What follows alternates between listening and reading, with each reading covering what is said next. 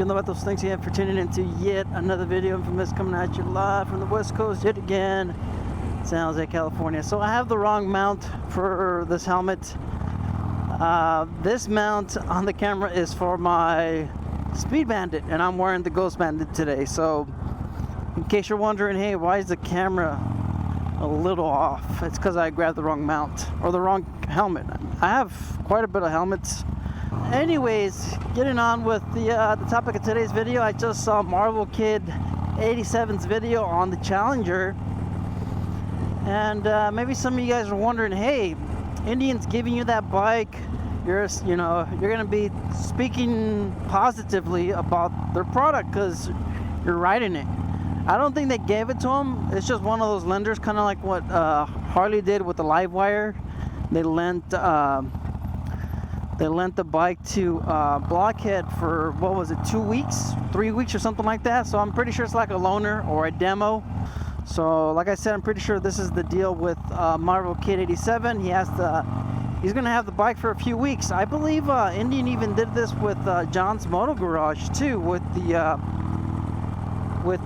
Sport Chief, which is pretty, it's pretty good. You get to see a different take on it, but of course, like I said, it's a loaner, so you might not be as honest as you would be if you had, purchased it with your own money. All right, I have quite a few reviews on some of the products I bought, and you guys know I'm pretty honest about it because it's my, it's my money that I'm spending. It's my hard-earned money, and if I'm not happy about something, I'm gonna share it. So, like I said, enough with the rambling.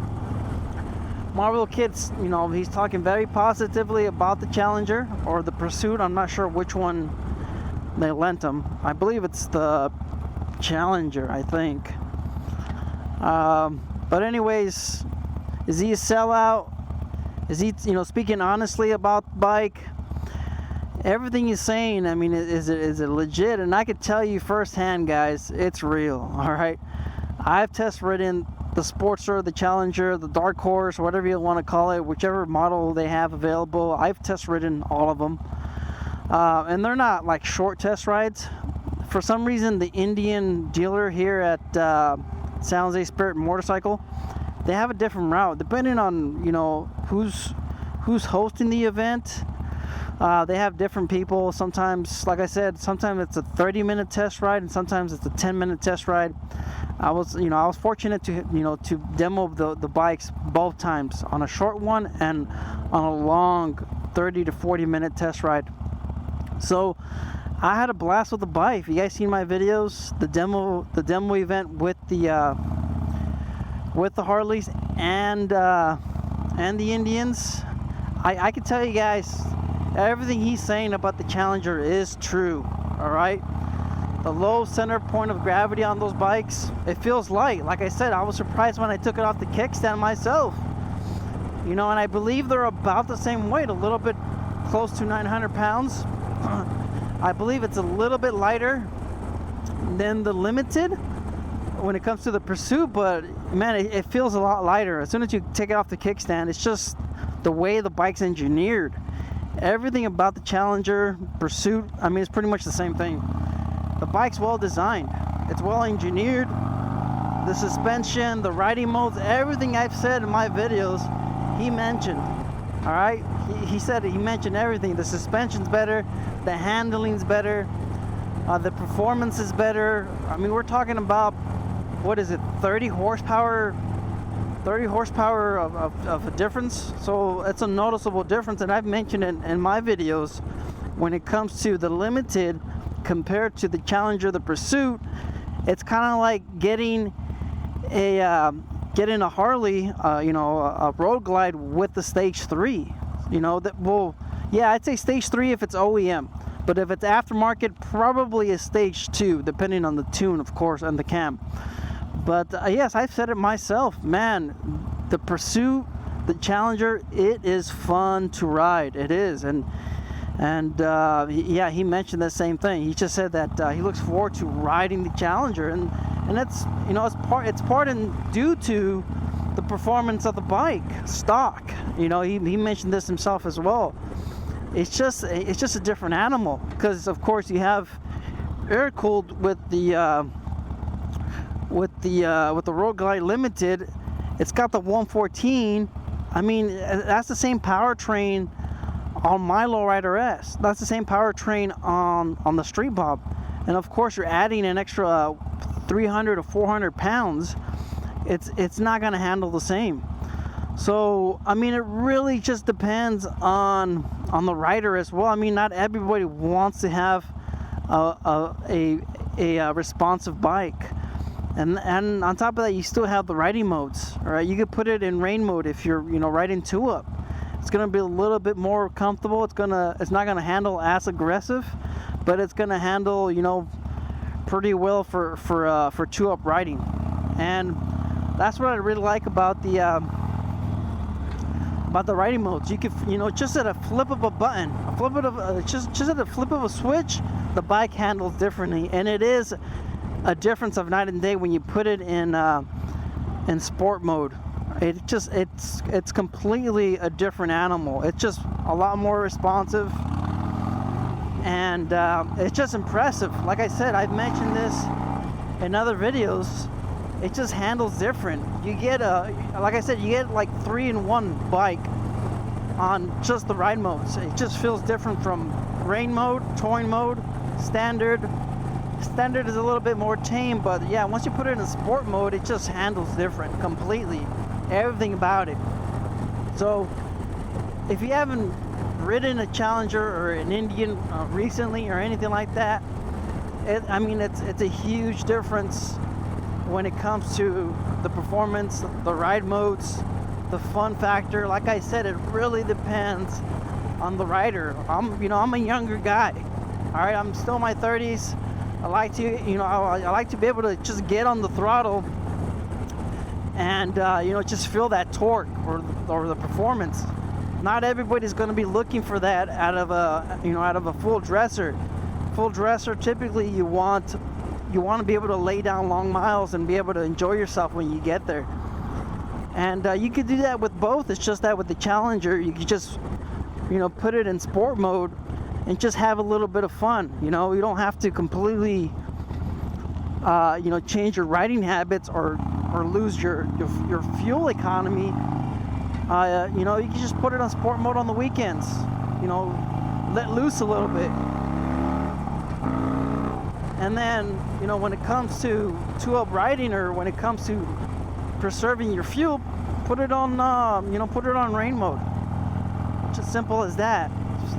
Like I said, the bike's fun.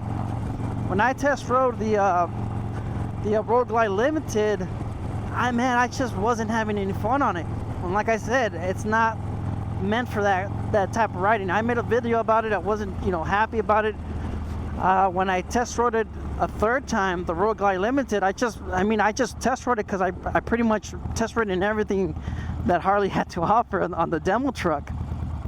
So it's just, and I could tell you guys, when it came to the Indian, the Challenger, the Pursuit, I was looking forward to getting back on that bike.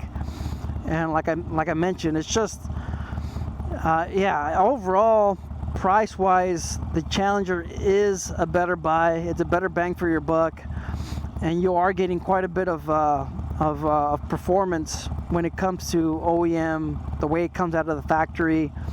And then of course you have the suspension, you have the inverted forks, you have the dual disc brakes, you have the LEDs all the way around.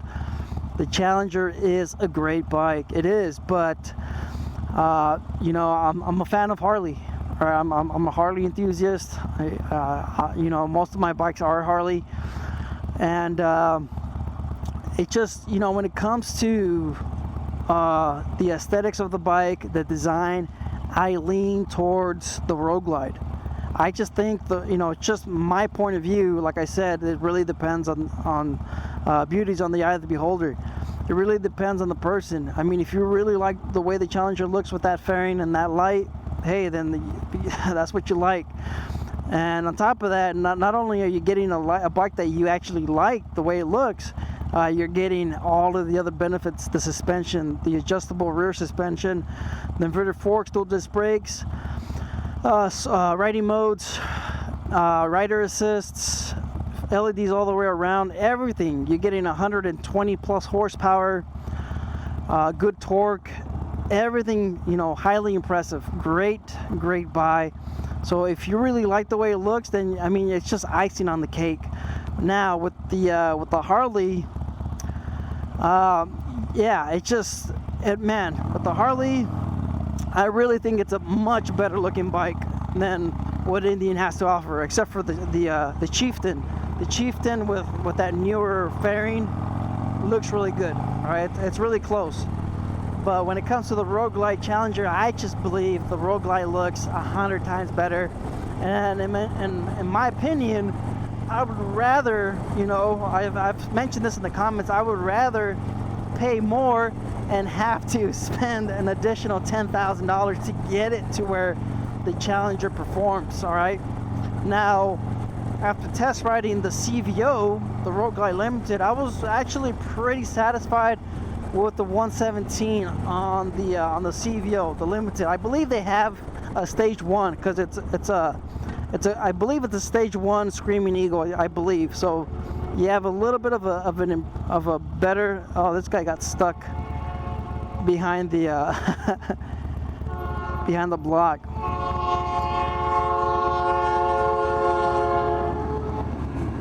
All right. So, anyways, back on topic. Yes, the CVO Limited. Hey, with the 117, I believe it has a stage 1 on it. It performed pretty good. All right, it was impressive. Was it as good as the Challenger? No, it wasn't. It wasn't as good, but hey, you know, it was closer to the performance-wise. I believe it was a little bit closer.